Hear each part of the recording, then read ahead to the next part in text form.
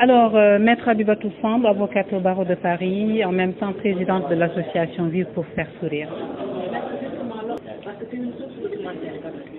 C'est une source documentaire, certes, mais nous avons quand même en droit un principe qui est celle de la présomption d'innocence.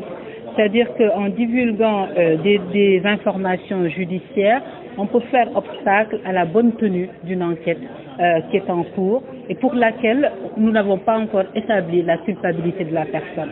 Donc le journaliste, évidemment, il a ses sources, mais vous êtes aussi tenu à ce qu'on appelle l'éthique et la déontologie dans l'exercice de votre profession. Informer, c'est bien, mais dans la mesure de ce qui est autorisé. Alors, il ne condamne pas, mais il participe à une analyse populaire d'un fait qui s'est produit. Et en cela, c'est bien d'informer, mais il faut aussi songer à celui qui reçoit l'information. Quand c'est un professionnel, il a la capacité d'analyser, de faire la différence entre ce qui est à retenir et ce qui est à rejeter. Mais quand c'est quelqu'un qui n'a pas les capacités intellectuelles pour comprendre, il peut très bien mélanger les choses et penser que soit la personne est coupable ou elle ne l'est pas, alors même que la justice n'a pas encore fait son travail.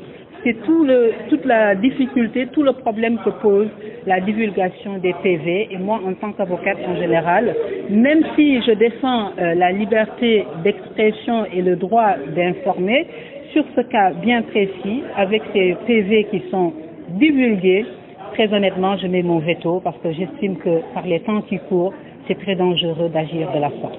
L'habitude d'un journaliste serait éventuellement de relayer une partie de l'information qui peut être utile.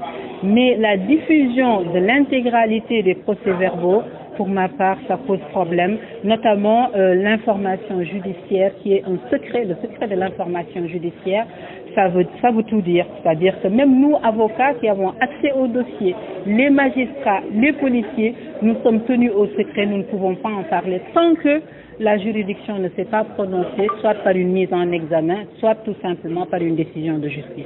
Alors, le sentiment que j'ai personnellement, c'est qu'on est plus dans la régulation, avec des actes, des décisions de justice, des lois qui sont là, des textes qui sont là, et qui régissent justement la manière d'utiliser ces nouvelles technologies de l'information et de la communication. Je crois qu'au Sénégal, on est quand même loin d'autres pays où effectivement, lorsqu'il y a des périodes de tension, on a l'habitude de voir l'accès à Internet qui est complètement réduit, pour ne pas dire suspendu.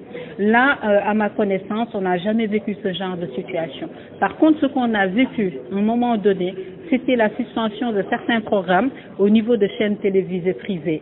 Et c'était aussi peut-être une décision allant dans le sens d'une protection de la défense nationale parce qu'il y avait une certaine forme de tension qui était là au niveau du pays et qu'il fallait protéger.